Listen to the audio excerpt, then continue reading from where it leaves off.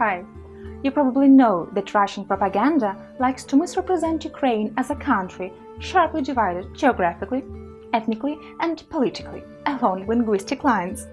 The story goes that there are ethnic Russians in the east and south and in Ukraine's Crimea who speak Russian, and ethnic Ukrainians in the west who speak Ukrainian.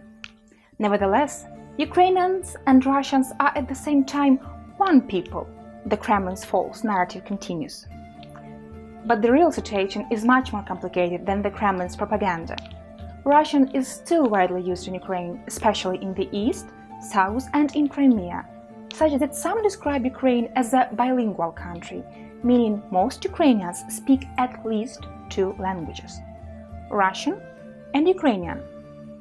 Some disagree, saying that Ukrainians are not bilingual but diglossic. They use two or more languages in different circumstances. One language is termed high, and the second low, referring to their status or prestige in society.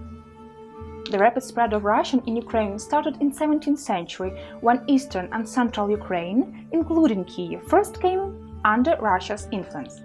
Over the next century, the Russian Empire fully absorbed these lands. In the empire, of course, Russian was dominant.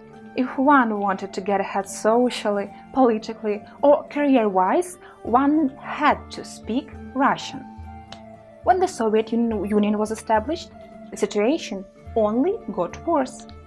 When Kyiv fell to Bolshevik forces for the first time, Russian General Mikhail Muravyov immediately ordered the execution of Ukrainian nationalists. Historian Mykola Poletika in his memoirs writes that Muravyov's men shot anyone heard speaking Ukrainian, and Kyiv newspapers every day printed lists of killed Ukrainians. Russian, the most prestigious language in the Soviet Union, spread further in Ukraine when the Donbas region became highly industrialized. People from all over the Soviet Union came to the Donbas for work, and the people in charge were, of course, sent from Russia and spoke Russian.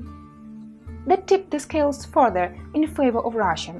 The language became prestigious, the high form of speech, while Ukrainian was relegated to the low status.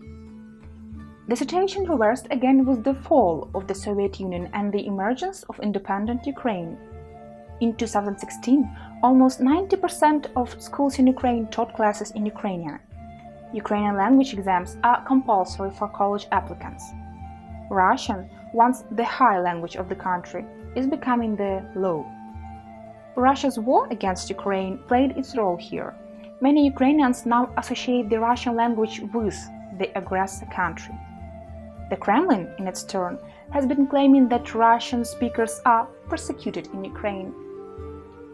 These claims are false, as Ukrainians will tell you, in either Ukrainian or Russian.